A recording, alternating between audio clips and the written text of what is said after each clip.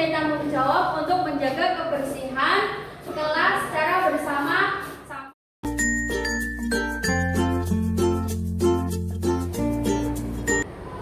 Assalamualaikum warahmatullahi wabarakatuh. Alhamdulillahirobbilalamin. Bersyukur kehadirat Allah Subhanahu wa taala yang dengan rahmat dan hidayahnya kita di sini bisa berkumpul bersama untuk mendengarkan penyampaian diseminasi aksi nyata modul 1.4 budaya positif calon guru penggerak angkatan 7. Mudah-mudahan acara hari ini berjalan lancar sampai akhir, amin ya robbal alamin. Keduanya sholawat dan salam mari kita haturkan kepada beliau Nabi Muhammad SAW.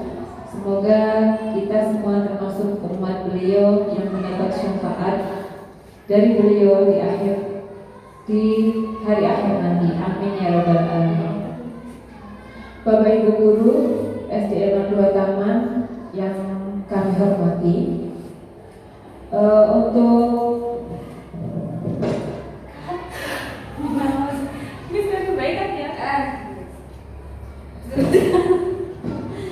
Bapak Ibu Guru yang kami hormati, berikut susunan acara untuk hari ini. Yang pertama adalah pembukaan, yang kedua sambutan, yang ketiga doa, yang keempat penyampaian diseminasi, dan yang kelima adalah penutup.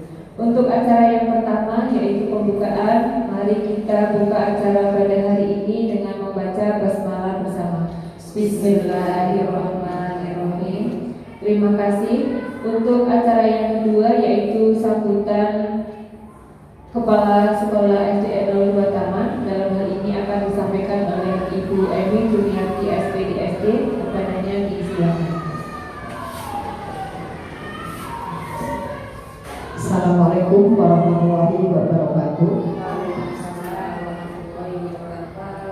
Kami ucapkan bersyukur kehadirat Allah Subhanahu wa taala yang telah memberikan nikmatnya pada kita semua sehingga pada hari ini sesuai rencana kita masih dapat melaksanakan rencana yang hari ini dilaksanakan.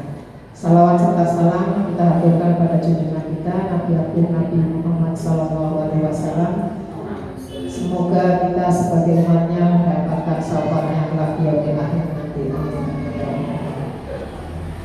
Ibu-ibu guru SD 02 Taman, pada kesempatan hari ini kita akan menyaksikan sosialisasi dari calon guru penggerak yang akan disampaikan oleh Bu Ida Catur mengenai destinasi penyampaian aksi nyata modul 1.4 budaya positif yang nanti akan disampaikan oleh Bu Ida, supaya kita nanti bisa mengambil pelajaran atau mengambil manfaat dari apa yang disampaikan Bu Ida.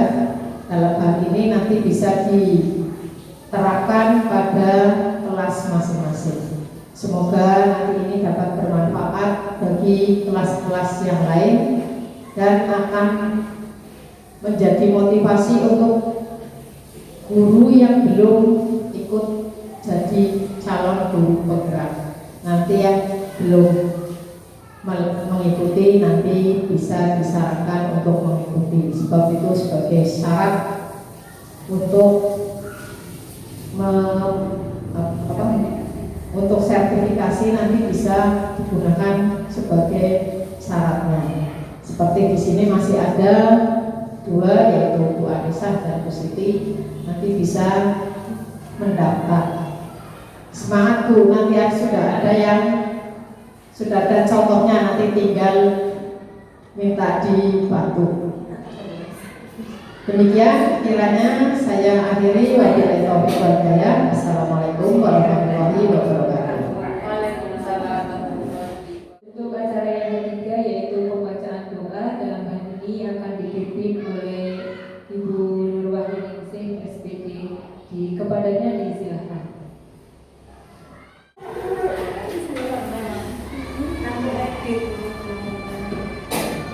Bismillahirrahmanirrahim. Assalamualaikum warahmatullahi wabarakatuh.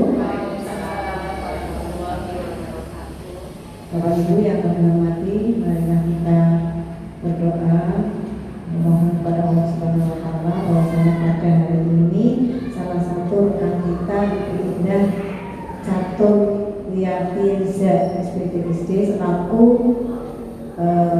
calon guru penggerak angkatan 7. Mudah-mudahan apa yang beliau capai mudah dan diberi mudah dan diberi kelancaran oleh Allah Subhanahu wa taala.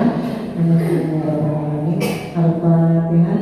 A'udzubillahi minasyaitonir rajim. Bismillahirrahmanirrahim. Alhamdulillahirabbil alamin. Iyyaka na'budu wa iyyaka nasta'in. Ihdinas siratal mustaqim. Siratal ladzina an'amta 'alaihim ghairil maghdubi 'alaihim waladdallin. Allahumma inna nas'aluka as-salamata fid-din wa afiyatan fil jasadi wa siyadatan fil ilmi wa barakatan fil rizqi wa tabaraka fil maut wa rahmatan fil mahdi wa ta'ala Allahumma hawwin 'alaina bis salawatil maut wa najatan minan wa rahmatan lisan. Rabbana la tuzigh qulubana ba'da idh hadaytana wa hab lana min ladunka rahmatan innaka antal wahhab. Rabbana atina fid dunya hasanah wa fil akhirati hasanah wa qina adzabannar. Amin amin ya rabbal alamin. Demikian, wassalamualaikum warahmatullahi wabarakatuh. Yaitu penyampaian diseminasi aksi nyata modul 1.4 budaya positif calon guru penggerak angkatan 7. Dalam hal ini akan disampaikan oleh Ibu Indah Caturyanti Riza SPDSD. Kepadanya disilahkan.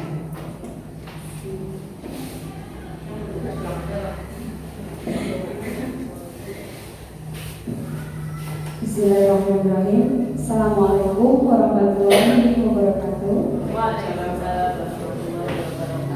Terima kasih kepada ibu-ibu guru yang hebat sudah menyempatkan waktunya untuk bisa mendengarkan atau penyampaian dari saya.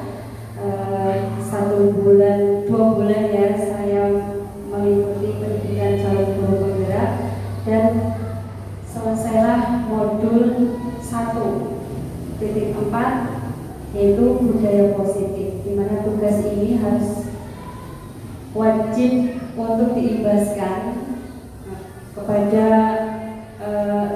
guru-guru yang lain yang ada di sekolah ini. Jadi di sini saya akan menyebarkan pemahaman dan pengalaman penerapan budaya positif yang sudah saya pelajari bersama para tutor dan teman-teman calon guru penggerak lainnya. Saya ucapkan selamat datang para guru yang luar biasa di siang ini. Seharusnya sudah pulang istirahat, mau mendengarkan saya untuk mengimbaskan modul budaya positif. Di sini mari bekerja sama, berkolaborasi, saling mendukung dan menghormati untuk mewujudkan budaya positif di sekolahan yang kita cintai.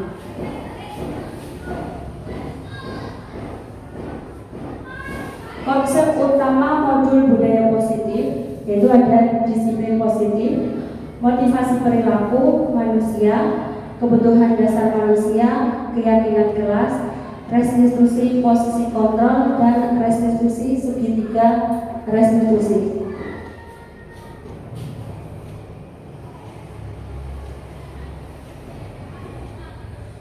Pembelajaran dengan paradigma baru dirancang dengan prinsip berpihak pada murid sehingga setiap siswa belajar sesuai dengan kebutuhan masing-masing siswa untuk mewujudkan profil pelajar Pancasila. Jadi berpihak kepada murid itu di sini tidak boleh memaksakan murid untuk harus belajar sesuai dengan keinginan guru. Jadi guru harus mengikuti apa yang menjadi keinginan siswa. untuk sesuai dengan profil pelajar Pancasila. Di sini ada disiplin positif. Disiplin positif merupakan salah satu cara penerapan disiplin yang bertujuan untuk menumbuhkan kesadaran serta budaya anak untuk melakukan tanpa paksaan, ancaman maupun hukuman. Jadi untuk saat ini kalau sesuai dengan profil pelajar Pancasila itu kita tidak boleh menghukum ibu-ibu. Jadi kalau misalnya anak ada kesalahan ataupun ada salah dalam pelajaran, salah dalam perilaku, kita harus lebih mendekati agar anak itu sebisa mungkin tidak dihukum. Kemudian ada dalam budaya kita, makna disiplin merupakan sesuatu yang dilakukan seseorang kepada orang lain untuk mendapatkan kepatuhan. Kemudian sebagai pendidik, tujuan kita adalah mewujudkan anak-anak yang memiliki disiplin diri sehingga mereka bisa berperilaku mengacu pada nilai-nilai kebajikan universal dan memiliki motivasi intrinsik. Jadi sesuai dengan diri sendiri. Motivasi perilaku manusia. Motivasi merupakan dorongan yang timbul dari diri seseorang, baik sadar maupun tidak sadar, untuk melakukan suatu tindakan tertentu, menghindari ketidaknyamanan dan hukuman. Di sini murid melakukan disiplin karena takut dihukum. Ini motivasi ekstrinsik. Ekstrinsik itu dorongan dari karena ada guru yang menghukum, jadi si anak tadi menjadi patuh ataupun disiplin. Kemudian yang kedua ada mendapat imbalan atau penghargaan dari orang lain. Di sini orang lainnya kan guru ya Bu. Murid melakukan disiplin tersebut karena ingin mendapatkan imbalan. Ya, mendapatkan imbalan biasanya apakah dikasih hadiah dalam bentuk pensil atau penghapus. Ternyata itu tidak menjadikan anak jadi wah aku harus bisa karena nanti dapat imbalan. Kemudian yang ketiga ada menghargai nilai-nilai kebajikan diri sendiri. Murid melakukan disiplin karena sadar akan nilai kebajikan dirinya sendiri. Ini motivasi intrinsik dari dalam diri anak tersebut. Termotivasi, kalau saya pintar berarti saya harus belajar. Tidak ada terpaksaan atau embel-embel dari yang lainnya.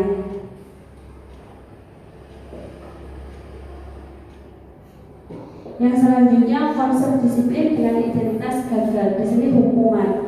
Hukuman itu menjadikan anak menjadi menyakitkan, tidak nyaman, murid menjadi takut, merasa terpaksa, kemudian murid menyembunyikan kesalahan, murid menjadi rendah diri.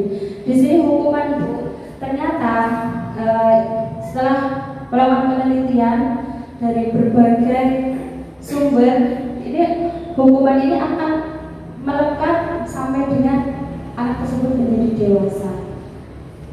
Jadi menimbulkan rasa yang menyakitkan untuk siswa itu sendiri, kemudian tidak nyaman, murid menjadi takut dengan guru tersebut, kemudian merasa terpaksa, murid akhirnya menyembunyikan kesalahan. Harusnya mau jujur karena takut tidak jadi jujur. Kemudian muridnya menjadi rendah diri. Kalau kita menggunakan penghargaan, itu merusak hubungan dengan siapa di sini?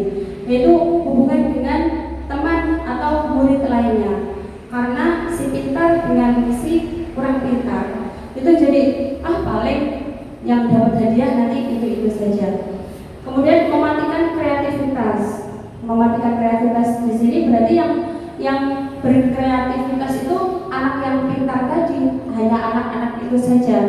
Kemudian menghukum dengan sistem ranking. Jadi makanya sekarang kan tidak ada rankingan. Ternyata ranking tersebut adalah salah satu hukuman untuk siswa karena wah sudah bisa ditebak nanti pasti yang dapat ranking itu. Kemudian merampas hak menghargai dirinya. Jadi anak itu mempunyai hak untuk bisa kemampuan masing-masing siswa itu sendiri-sendiri Bu. Ada si pintar, tapi jangan kita mengatakan kamu loh si pintar, ini loh yang kurang pintar, seperti itu.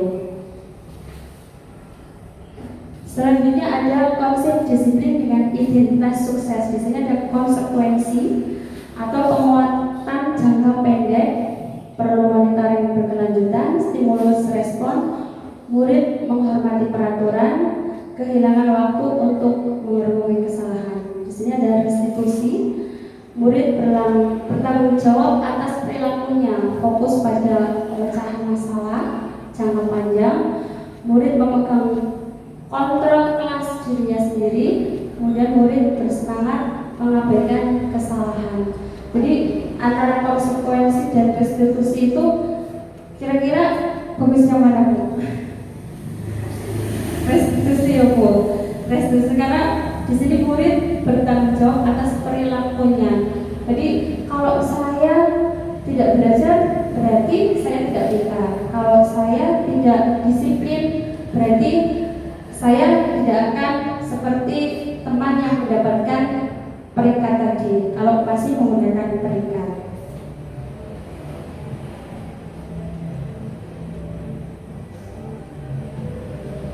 Selanjutnya ada konsep disiplin dengan pendekatan restitusi. Apa itu sih pengertian restitusi? Nah, ini restitusi itu proses menciptakan kondisi bagi murid untuk memperbaiki kesalahan mereka sehingga mereka bisa kembali pada kelompok mereka dengan karakter yang lebih kuat. Jadi di sini kondisi murid memperbaiki kesalahannya. Contohnya kalau misalnya setiap hari Senin anak-anak wajib menggunakan sepatu hitam. Padahal karena anak tersebut modis punya sepatu yang warna-warni, menggunakan sepatu yang tidak berwarna hitam. Iya. Jadi di sini kalau kita menciptakan tadi kesalahan, tahu kesalahannya apa, nanti anak tersebut akan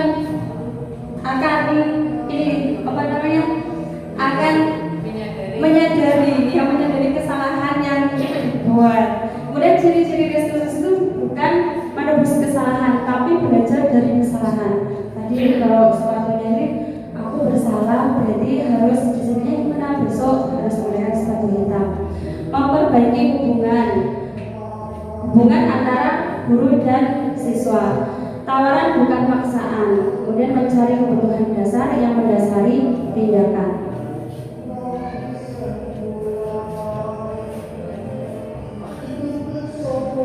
Perbedaan, ini ada perbedaan hukuman, konsekuensi, dan restitusi antara siswa yang tidak mengerjakan PR. Kalau hukuman, murid diberi hukuman berdiri di depan kelas, kemudian guru marah sehingga murid menjadi takut karena tadi tidak mengerjakan tugas. Berhukuman entah itu berdiri di depan kelas ataupun keluar di depan kelas, itu guru pasti marah. Kemudian konsekuensinya, guru memberikan konsekuensi dengan siswa mengerjakan PR pada saat jam istirahat. Jadi di sini antara hukuman tadi kan langsung diberikan karena berdiri di depan kelas. Kalau konsekuensi berarti siswa mengerjakan PR pada saat jam istirahat dan kamu tetap mengikuti pelajaran, nanti kamu mengerjakan setelah jam istirahat. Guru tegas dan siswa menghormati peraturan. Kemudian kalau restitusinya, guru menanyakan keyakinan kelas atau dirinya dan membantu siswa menyelesaikan masalahnya. Yang selanjutnya, guru terbuka dan siswa mengamati dirinya dan orang lain. Jadi sebelum mulai pembelajaran awal pada semester, kita melakukan keyakinan kelas. Apa sih keyakinan kelas itu? Keyakinan yang akan dibuat untuk kelas yang akan dilalui untuk satu semester misalnya.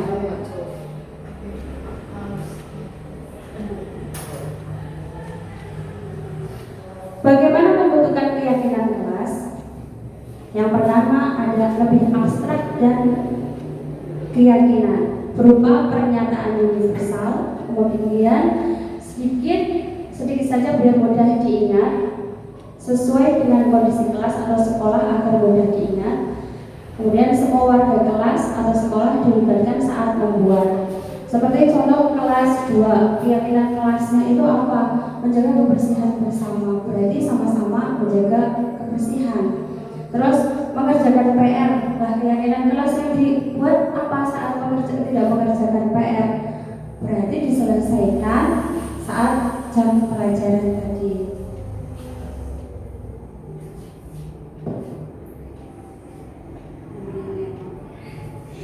Ini saat saya membuat keyakinan kelas di kelas 20. Jadi curah pendapat berdiskusikan peraturan kelas di kelas 2 nya apa yang anak semua suruh berpendapat. Kira-kira apa yang kamu inginkan di kelas ini? Menjaga kebersihan secara bersama-sama, oke, ditulis.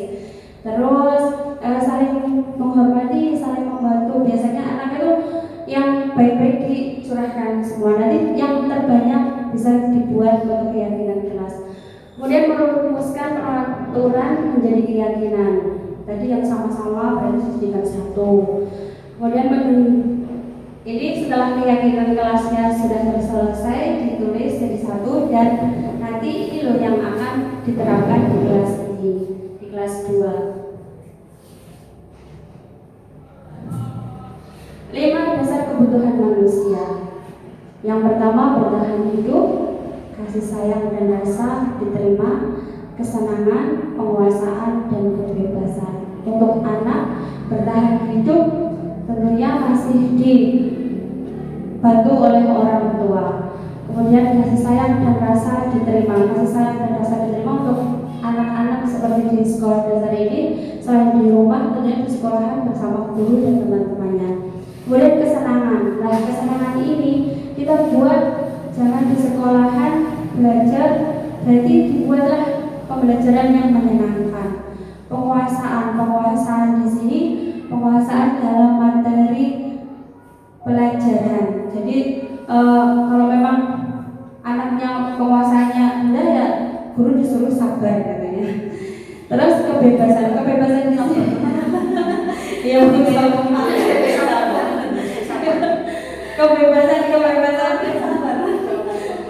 kebebasan di sini kembali lagi Bu, kebebasan anak untuk apa yang dia sukai. Nah, ini yang lebih susah ya Bu.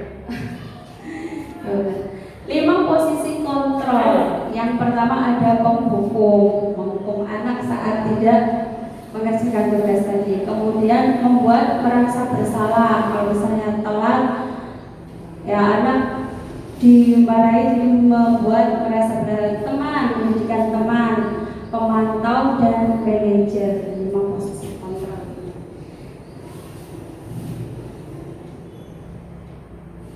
Contoh penerapan 5 posisi kontrol. Siswa memakai sepatu tidak sesuai aturan. Ya, tadi yang sudah saya penghukum contohnya. Kalau penghukum itu biasanya segera buka sepatumu kalau tidak bisa mengenakan warna sepatu sesuai peraturan, ini penghukum. Kemudian membuat merasa bersalah. Berapa kali ibu guru harus memberitahu kamu tidak kasihan ke ibu guru kalau ibu guru ditegur kepala sekolah. Kamu sudah berkali-kali sudah ini masih menggunakan sepatu yang warna-warni misalnya. Kalau sebagai teman, ayolah yang tertib, buatlah ibu guru bangga. Kali ini tidak apa-apa, kamu berbuat salah. Kemudian ada pemantau. Kamu sudah melanggar apa aturan sekolah kita dan apa konsekuensinya. Tahu apa konsekuensinya? Kemudian manajer. Kalau manajer ini membuat kesalahan adalah hal yang manusiawi.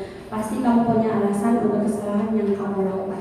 Kira-kira dari 5 posisi ini yang lebih ini yang mana Bu? Yang lebih cocok diterapkan pada ibu-ibu? Penghukum, pembuat merasa bersalah, teman, pemantau, atau manajer? Yang paling bagus? Yang paling bagus? Pemantau, manajer. Nanti kita lihat videonya ya Bu.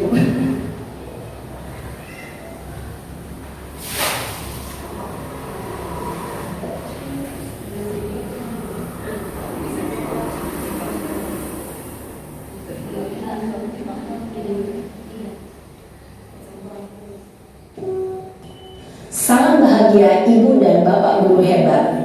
Dalam penerapan disiplin positif restitusi, salah satu program yang dikembangkan adalah 5 posisi kontrol. 5 videonya Bu, bisa restitusi bersama proses perjalanan seorang pendidik agar dapat mengenali dirinya. Pada video kali ini, kita akan membahas tentang 5 posisi kontrol yang dikembangkan oleh Diane Lawson dan contoh penerapannya. Oh, nggak bisa.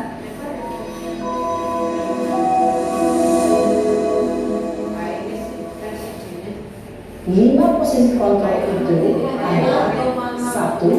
Posisi penghukum, 2. Posisi pembuat merasa bersalah, 3. Posisi teman, 4. Posisi pemantau atau monitor, dan 5. Posisi manajer.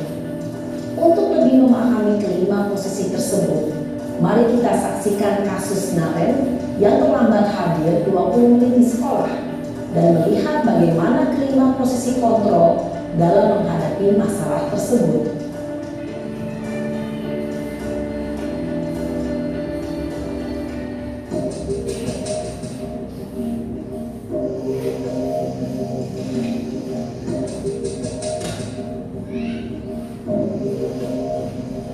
Naren! Sini kamu! Selamat pagi, Bu. Selalu terlambat. Kamu deh, pasti terlambat. Maaf, Bu. Saya Apa? Apa coba? Alasan kamu apa lagi? eh, Kapan sih kamu tidak terlambat? Malas sekali ya kamu jadi anak. saya Dasar pemalas. Gak kapok-kapok sih kamu. Sudah berapa kali terlambat? Sana, kamu keliling lapangan basket 2 kali. kenapa saya harus ke lapangan basket, Bu? Kenapa? Kamu melawan ibu. Berani-beraninya jawab. Sudah terlambat, masih berani jawab pula. Sekarang, keliling lapangan basket 5 kali sekalian. Biar kapok. Cepat. Pergi sana ke lapangan basket. Posisi penghukum biasanya berbicara dengan nada tinggi, menghardik, menunjuk-nunjuk, menyakiti, dan menyindir. Hukuman bisa berupa fisik maupun psikis. Ibu dan bapak guru hebat. Dampak yang terjadi pada murid ketika guru berada pada posisi penghukum adalah murid cenderung akan memberontak, bahkan menyimpan dendam.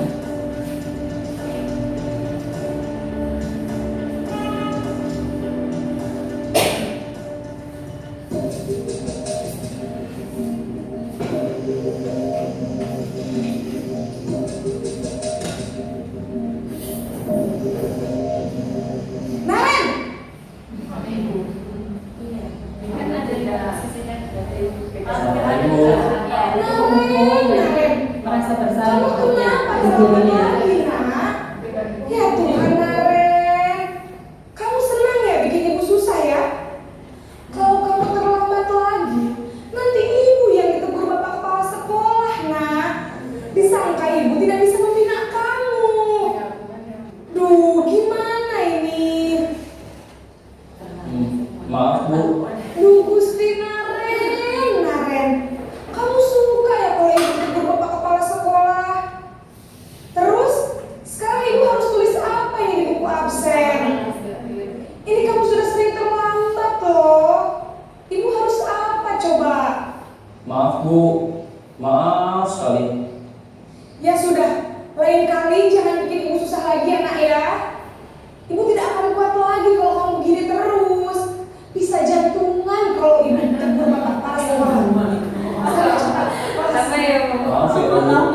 Maaf sekali.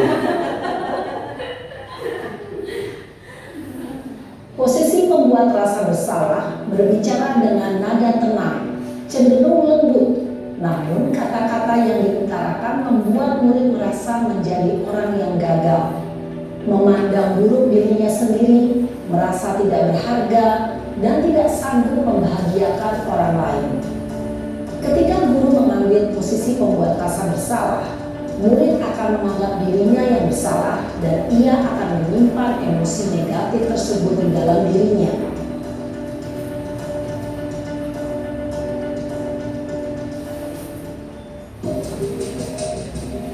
Ini posisikan sebagai posisi teman.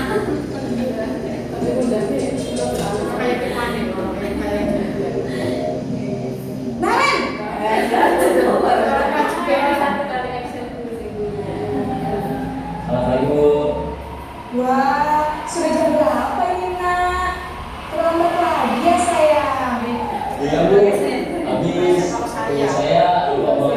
saya, Bu. Kamu malah menyalahkan ibu kamu. Kamu bukannya anak yang larinya paling kencang. Kok terlambat sih? Iya, Bu. Saya memang terlambat bangun tadi. Jadi, biarpun saya lari kencang, tetap gak kekejar, Bu. Ya sudah sana. Nanti lain kali larinya lebih kencang lagi ya. Biar gak terlambat lagi. Demi ibu. Bisa kan? Bisa lah, Bu. Ya sudah sana masuk kelas. Ibu beresin urusan absen kamu. Kamu ini ada-ada saja. Dalam posisi teman, guru berbicara dengan nada suara ramah, akrab, cenderung bersenda gurau untuk menjaga suasana tetap santai. Murid akan merasa senang, aman, dan akrab dengan guru. Identitas yang tercipta adalah identitas sukses atau berhasil. Namun, perlu diingat, karena ini masih dorongan eksternal, maka ada faktor ketergantungan dari murid kepada orang tertentu.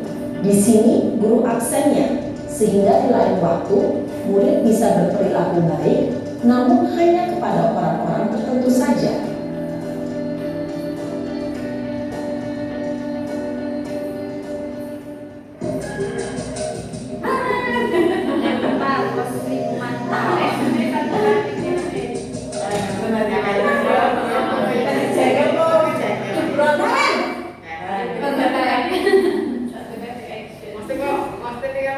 Selamat pagi, Bu.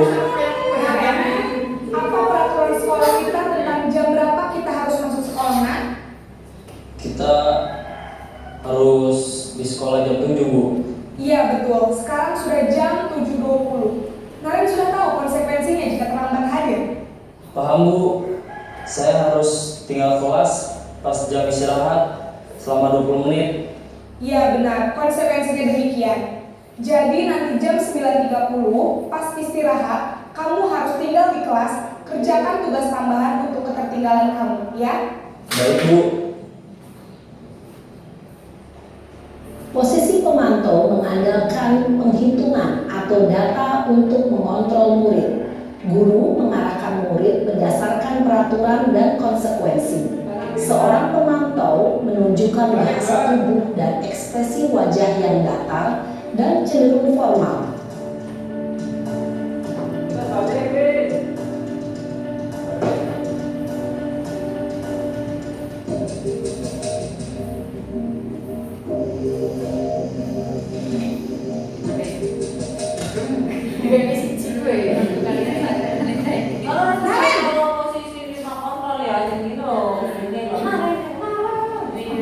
Selamat pagi, Bu. Selamat pagi, Naren. Maaf, Bu. Saya terlambat. Iya, sekolah masuknya jam 7, sekarang sudah jam 7.20. Jadi sekarang bagaimana ini, Naren? Maaf, Bu. Saya lupa setel alarm saya semalam. Baiklah, menurut kamu, keyakinan sekolah yang mana yang perlu kamu tingkatkan? Menghargai diri sendiri dan orang lain mungkin, ya, Bu. Setuju. Jadi, apakah Naren meyakini prinsip saling menghormati tersebut? Iya, Bu. Saya meyakininya. Apakah Naren bersedia memperbaiki masalah keterlambatan ini? Bersedia, Bu. Bagaimana kamu akan perbaiki masalah keterlambatan ini? Saya akan coba untuk tidak lupa menyetel alarm saya, Bu. Baik, kalau Naren lupa menyetel alarm di rumah, ada orang yang kira-kira bisa bantu mengingatkan tidak? Ada, Bu. Kakak saya, Kak Emma. Ada lagi selain Kak Emma? Selain Kak Emma, ada ibu saya. Baik, jadi yang mengingatkan Naren adalah Kak Emma dan ibu kamu, ya? Kira-kira akan mulai setel alarm kapan nih, Naren? Setelah pulang sekolah, akan segera saya lakukan. Baik, jadi Naren akan setel alarm untuk bangun besok pagi dan akan diingatkan oleh kakak dan ibunda Naren, ya? Ada lagi yang mungkin perlu dilakukan, Naren? Agar tidak terlambat bangun lagi. Tidak ada, Bu. Baik, Naren. Terima kasih untuk kerjasama kamu. Sekarang kamu perlu kembali ke kelas untuk belajar. Baik, Bu. Terima kasih. Posisi manager adalah posisi kontrol yang disarankan untuk membimbing murid memiliki sikap disiplin yang positif, yaitu murid yang mandiri, bertanggung jawab, dan dapat memecahkan masalah. Tujuan dari posisi ini adalah agar murid dapat berefleksi atas tindakannya. Guru akan dengan tulus memberikan pertanyaan-pertanyaan bermakna, sehingga membuat murid dapat belajar dari kesalahannya dan mencari sebuah solusi untuk menyelesaikannya. Ibu dan Bapak guru hebat, setelah mengamati adegan kelima posisi kontrol tadi, kira-kira posisi mana yang paling ideal? Posisi mana yang dapat menunjang motivasi intrinsik murid? Ya, tentu posisi. Kira-kira posisi mana Bu yang ideal? Kira-kira yang mana Bu? Bisa memungkinkan, tapi kadang-kadang kita pakai, berarti kalau ada yang terlambat kita tidak usah anak-anak katakan seperti ini, kayak saya pacaran itu nggak memakai baju seragam, dan anak-anak kan biasanya memang tersendiri tahu pacarannya, tahu pacarannya tersendiri, nanti kita biasanya kenapa nggak memakai dasi, tadinya kan bisa seperti itu ya beberapa kali, tinggalnya tuh lagi yang tumpah lalu seperti itu. Besok alasannya seperti itu terus, ya udah nanti ada diberi solusi. Kalau begitu harusnya bagaimana biar kamu nanti besok pakai itu dasi, nggak jauh dong. Besoknya lagi seperti itu lagi. Itu bagaimana kalau kita mau ke posisi manajer, sebaiknya yang seperti apa? Kita ingin memposisikan posisi kontrol itu menjadi manajer, tapi ya diusahakan kita sebagai guru bisa ya Bu, maksudnya kita bisa menerapkan itu loh, maksudnya itu kan anak-anak kita seperti itu, itu loh nak gini. Terus itu unsur intrinsik kita kan gini termasuk ekstrinsik ya. Seperti itu termasuk ekstrinsik karena pada dasarnya faktor intrinsik itu justru yang lebih lebih banyak mengenal peserta didik dibanding faktor ekstrinsik. Betul, karena pengaruh belajar apapun, kemudian pengaruh prestasi pun ya hampir sama dengan masalah ini hukum seperti prestasi belajar juga. Kalau dari faktor intrinsiknya dia sudah pintar, mau dia celelean, mau dia apa, itu dia bisa ditambah dengan faktor intrinsik mendukung fasilitas dari orang tua, gurunya, mengajarnya bagus dan sebagainya, mereka menambah. Tapi kalau sudah dari intrinsiknya itu seperti itu, kita memotivasi semaksimalnya itu sebetulnya sampai berapa?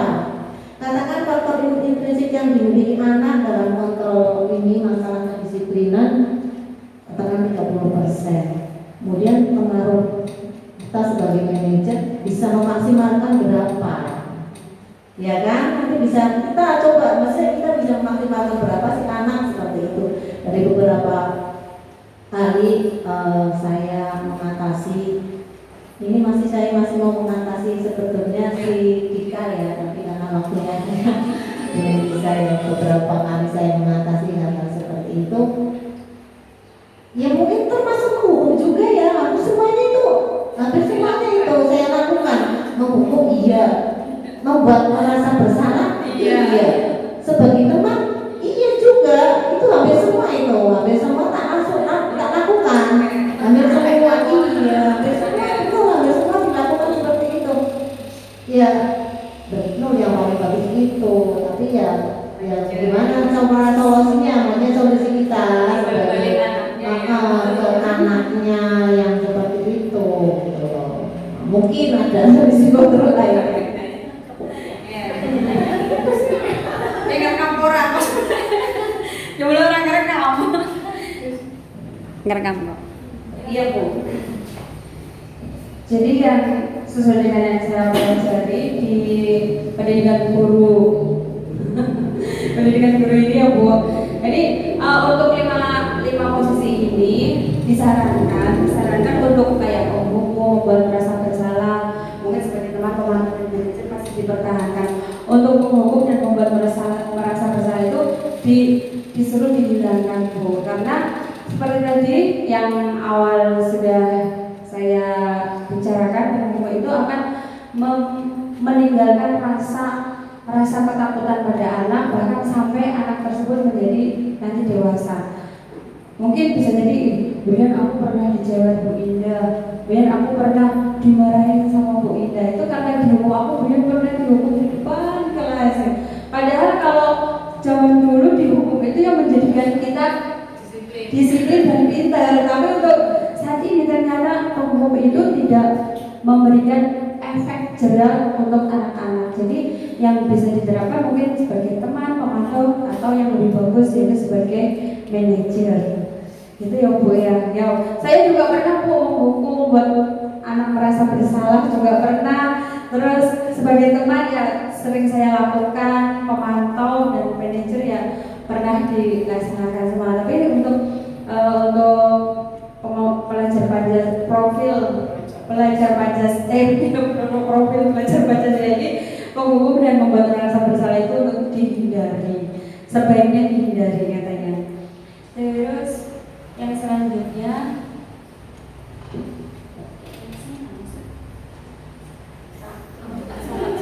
kita akan masuk ke segitiga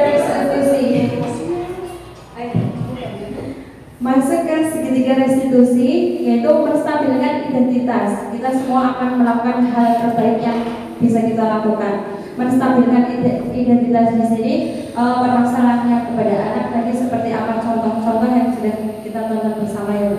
Kemudian validasi tindakan yang salah. Kalau merasa salah, semua perilaku mempunyai alasan, ya, alasan anak tadi merasa bersalah itu. Kemudian menanyakan keyakinan, kita semua memiliki motivasi internal.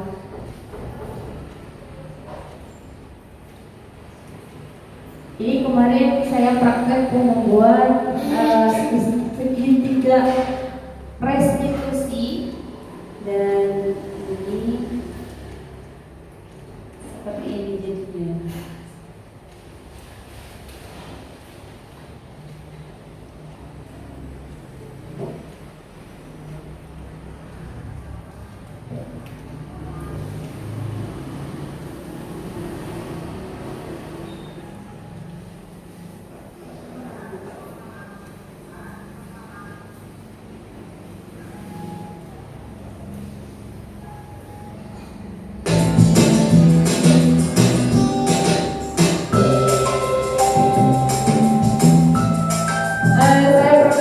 Untuk kedua peserta didik yaitu Ubed dengan Ayuni di sini.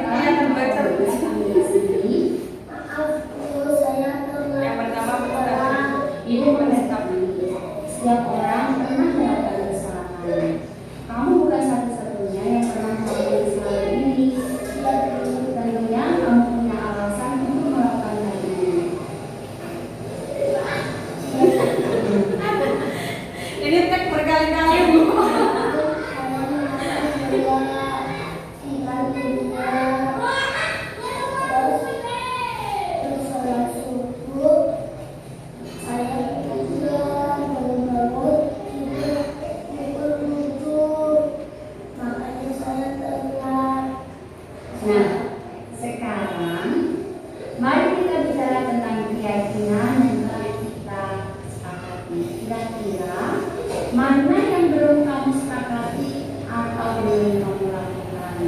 Kita sama-sama baca. Kita sama-sama.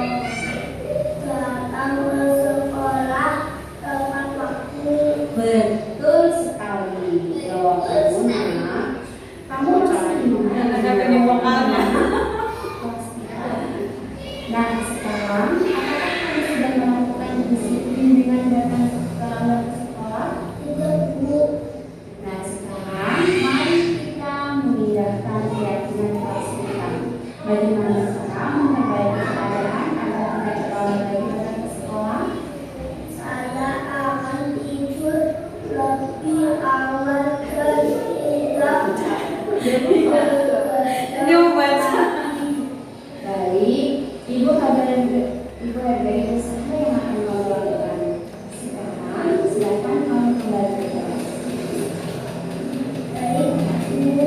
Tidak, terima kasih.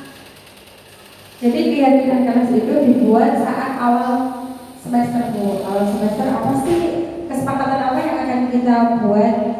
Ya, tentunya tadi menjaga kebersihan sekolah, menjaga kebersihan kelas utamanya, karena keyakinan kelas menjaga kebersihan kelas secara bersama-sama. Berarti kalau misalnya kelompok pas hari itu tidak menyapu atau membersihkan kelas, apa yang harus dilakukan? Ya. Kemudian mengerjakan PR. Untuk mengerjakan PR juga kita membuat kesepakatan tadi. Kalau misalnya kesepakatannya kalau tidak mengerjakan PR dalam jam itu tetap mengikuti pelajaran, berarti istirahat juga boleh istirahat. Tadi mengerjakan PR-nya. Jadi bukan pas jam pelajaran tersebut anak disuruh dihukum. Berarti ini penghukum yang kembali ke hukum di depan kelas ataupun di depan sekolahan, di depan kelas, depan sekolahan, di depan kelas atau di depan sekolahan atau mungkin keluar. Jadi anak-anak tidak mengikuti pelajaran. Tetap anak-anak mengikuti pelajaran. Nah, nanti diberi waktu saat jam istirahat untuk mengerjakan. Kemudian kesepakatan apa lagi? Tadi menggunakan seragam. Kemudian seragam Senin Selasa jadi merah putih. Kalau misalnya tidak menggunakan merah putih atau seragam lengkap, kesepakatan kelas yang kita buat apa? Kalau sebenarnya kesepakatannya harus menggunakan seragam yang sudah ditentukan, sepatu hitam dan baju merah putih dengan berdasi. Dan berarti kesepakatan tersebut harus dilaksanakan. Nah, bagaimana kalau misalnya dari buah anak sudah diingatkan, tapi nyatanya bocah masih tetap melaksanakan, mungkin dengan cara nada bicara kita atau pendekatan kita yang masih kurang mengena untuk anak. Jadi bagaimana ya? Apakah harus menggunakan bahasa lembut? Ya, orang biasa menggunakan bahasa lembut, saya harus menggunakan bahasa yang lantang. Berarti mungkin menggunakan bahasa yang lembut mungkin seperti itu. Atau mungkin lebih mengenal lagi dengan cara pendekatan bicara, diajak bicara berdua dalam arti apa? Dalam arti seperti saya dengan anak saya, anak lah ya, dengan anak. Kemudian kesepakatan apa lagi yang adalah kesepakatan itu tersebut berarti nanti kan anak-anak yang membuat. Nah, ini berarti kesepakatan yang sudah kita sepakati di dalam kelas. Tadi dengan kebersihan, saling membantu ya biasanya. Tadi kalau saling membantu, ada teman yang dalam satu kelas ini tidak mengerjakan PR, berarti gimana nih? Apakah harus nyontek? Tidak, Bu. Kesepakatan yang kita buat, kalau misalnya anak yang tidak mengerjakan PR, boleh nurut tapi hanya bertanya bagaimana caranya. Seperti itu ya, Bu. Jadi ini sudah selesai. Dan saya ucapkan terima kasih atas waktu ibu-ibu semua untuk dapat pembahasan modulnya. Kenapa, Bu? Iya. Untuk pembahasan modul 1 dan nanti mungkin saya akan merepotkan ibu-ibu atau teman-teman guru SD 2 tahun karena masih baru modul 1, masih ada 2 modul lagi yang nanti pembahasannya PI pendampingan ibu-ibunya banyak.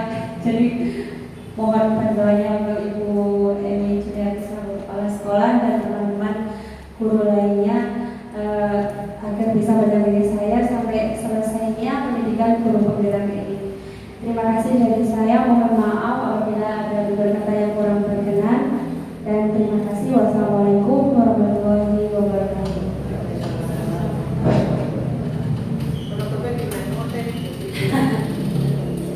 Aku lebih rileks ini daripada orientasi kemarin, Bu. Iya ya. Posisi masih sholat ya. Terima kasih kami sampaikan untuk Bu Indah Satu yang sudah menyampaikan diseminasi aksi nyatanya. Mudah-mudahan kita semua bisa mengambil hikmah pelajaran dari apa yang disampaikan dan kita bisa menerapkan dalam keseharian kita sebagai seorang guru. Untuk acara yang kelima yaitu penutup, mari kita tutup acara pada hari ini dengan membaca hamdalah bersama. Alhamdulillahirabbil alamin. Terima kasih, alhamdulillah semua selesai dengan lancar. Saya sebagai pembawa acara dari awal sampai akhir, banyak kesalahan kata dan tutur kata. Saya mengucapkan mohon maaf yang sebesar-besarnya. Akhir kalam, wassalamualaikum warahmatullahi wabarakatuh.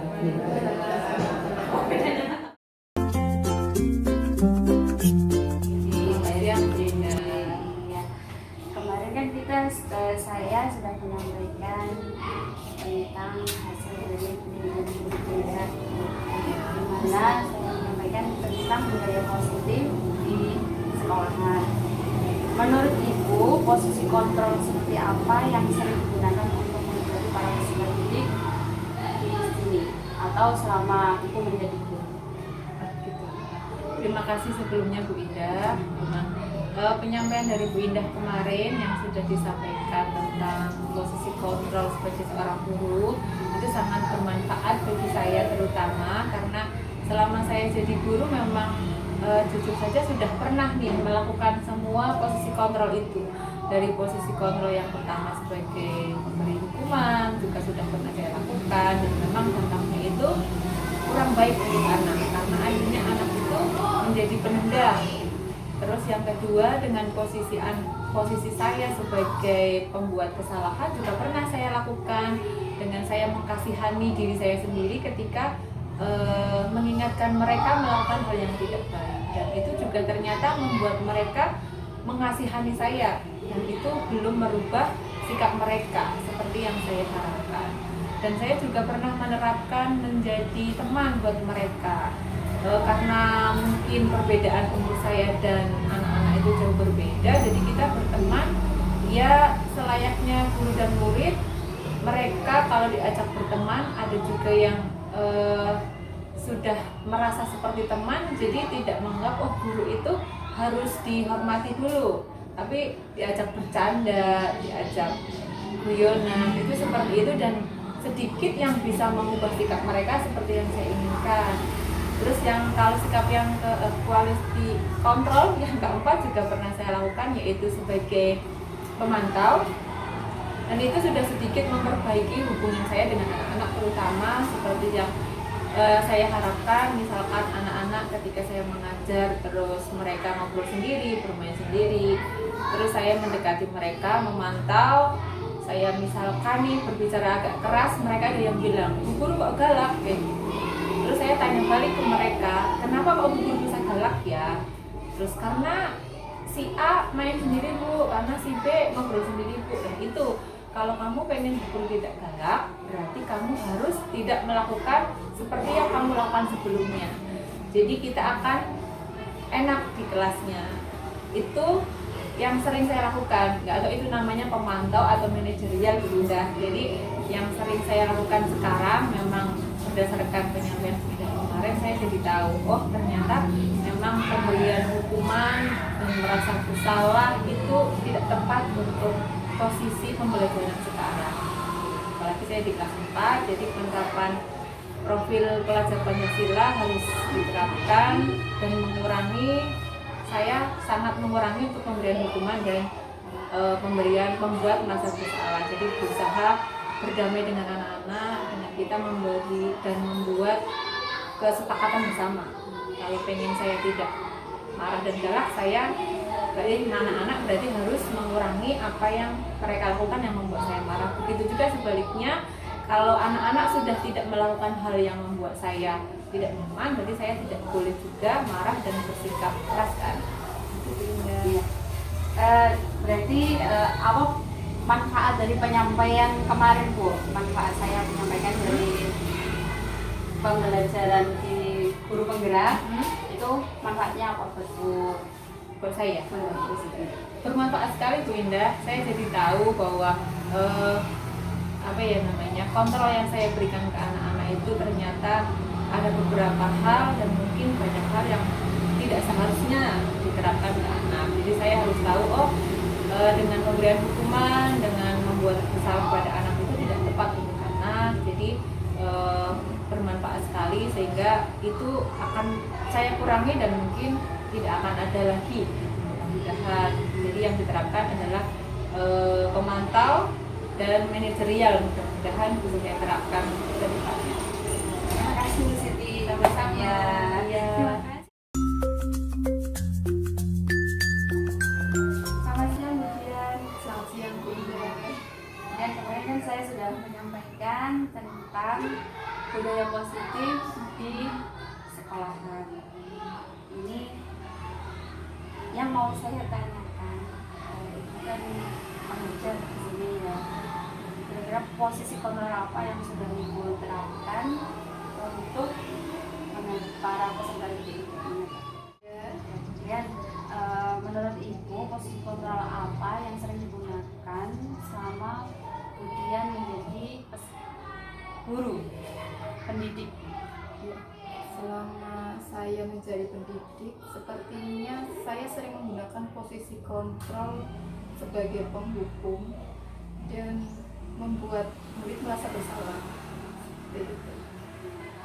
Menurut Bu Dian, dari posisi tersebut kira-kira berdampak seperti apa untuk para peserta didik?